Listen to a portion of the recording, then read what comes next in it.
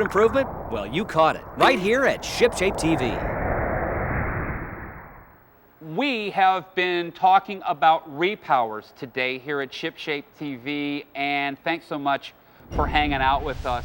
Where we now are is in Stuart, Florida. This is the Ralph Evinrude Test Center, and I want to introduce you to Evinrude's product manager. This is Carl Sandstrom, and hello, Carl. How you doing, John? I am doing fantastic. Great to have you back on the show. Thank you. You've been on a bunch of times. Several times. And I want to kind of help people when they're thinking about a repower, just to really get as much information as they can about the different manufacturers. Sure. Okay, now the role of the test center here is to not only test the Evinrude product, but also all of your competitors' products. Sure. Okay, apparently, not everybody's 25-inch shaft motor is a 25-inch shaft motor. Not quite. Okay, let's go over to the engine and let's just give everybody kind of where you measure from to determine how deep an engine is running into the water. Where do we start and where do we go to? Well, when someone talks about a 25-inch engine, they're talking about the dimension between this portion of the stern bracket where it sits on top of the transom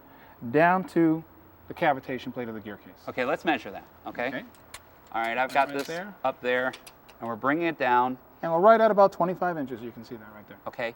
Now, if an engine is a little bit shorter, okay, what's going to happen to the characteristics? If my engine isn't long enough down into the water, where's the water going to ride in relationship to this lower unit? Well, instead of riding around this plate, it's going to go down somewhere into this area. And if that happens, that means the propeller might be in a situation where it starts to ventilate. This is the introduction of air into the water onto the propeller. And if you get too much air onto that propeller, the propeller is going to slip and it's not going to hook up. That's what you call it in the industry, hooking up. And that was my problem. Yep. Now, we, a little while back, kind of went to some of the competitive product and we measured some of the different engines, okay? We kind of found out that the Mercuries were the shortest in the industry, and we found out that you guys are right in the middle ground and that Yamahas, Suzuki's are just a little bit longer. Yeah, a bit longer. Okay. Is that a big deal when you're first putting the power onto the boat? Is that an issue at all? Well, it's not as much of an issue when it's a brand new boat. More of an issue when it's a repower. Because the boat's probably going to be set up, like you talked about, to be adjusted properly from the manufacturer. Okay, so the rigger is going to know where to drill the holes so that you can bolt the engine onto the transom or bolt the engine onto an engine bracket. He's going to know where to drill for a bracket. He's going to know where to drill More than likely, they've done the testing and they found out where the optimum transom height is. Why a repower? Why is this an issue? Because say, for example, you've got a Mercury and you want to switch to an Evinrude E-TEC. Okay, or you've got an Evinrude E-TEC and you're thinking about maybe switching over to a Mercury. Where does the difference in shaft lengths come into play? Well, if you've got a short shaft situation, you might get yourself in trouble because you might not be able to get deep enough in the water in the repower situation that you're going to.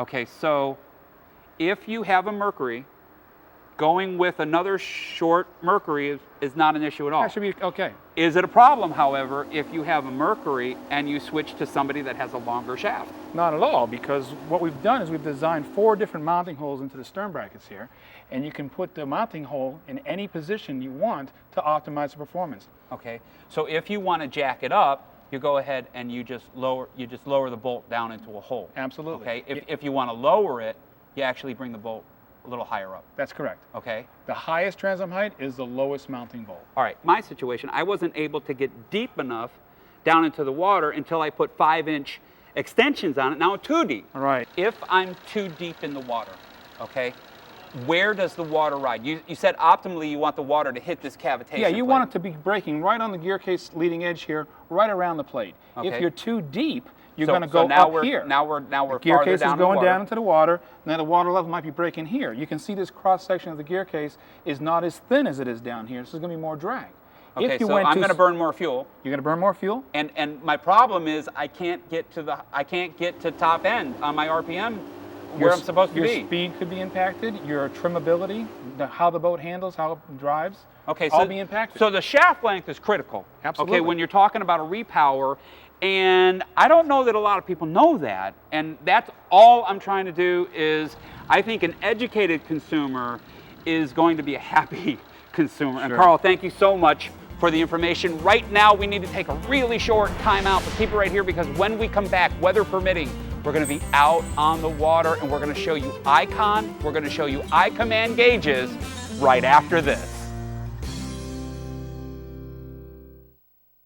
Welcome back. You're tuned into ShipShape TV, America's favorite boat improvement show.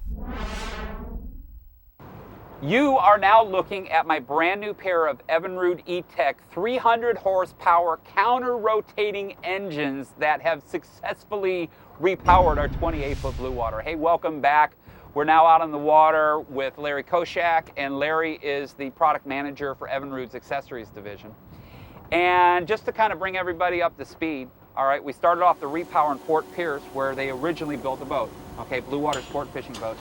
We then moved the craft over to the Ralph Evinrude Test Center, and this guy oversaw the installation for what's called Icon. These are the controls, throttle and shift, and iCommand gauges. Okay, this is all fly-by-wire, digital, high-tech stuff. All right, Larry, thanks for your time. You're welcome. You know, I kind of noticed when we pulled out all the SmartCraft wiring harnesses. All right, and we made a big pile. All right, on the floor at the test center. And we panned over to how little wire it takes for the Icon and the iCommand gauges, all right? Right. One of the big selling points for me with the Mercuries was the SmartCraft. I think that's an unbelievable technology. Because of the little amount of wiring harnesses that you guys provide, am I going to lose anything here? No, you're going to gain.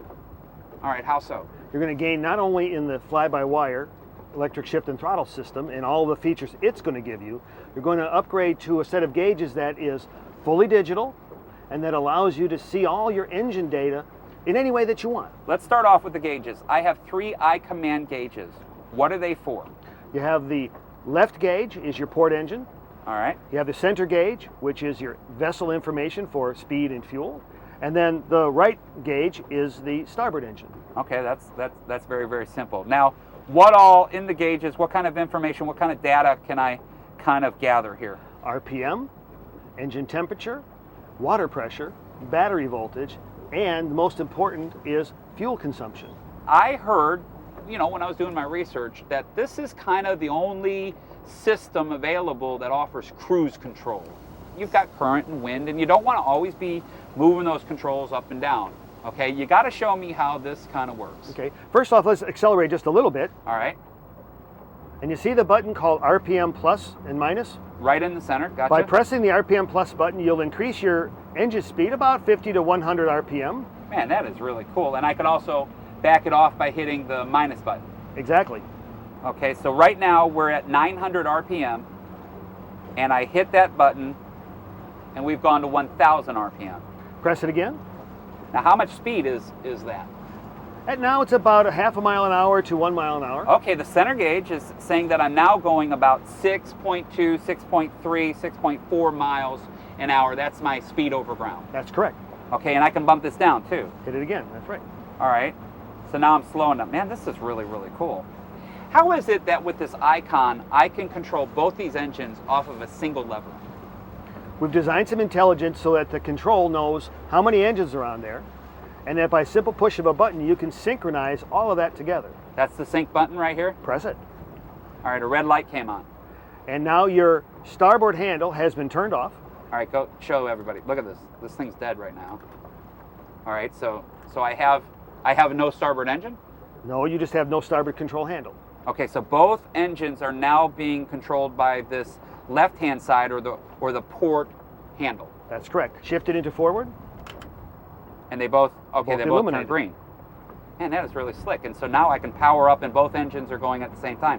What do I do when I'm docking? Okay, because you want independent control turning around the dock and when you're maneuvering around the dock. How do I get this back to where I have both handles working each engine? Okay, move the turned off handle into alignment with the master. All right. Press sync. Okay, the red light went out. And now you have independent control of each engine. So I can go ahead here. I'm going to try to spin the boat.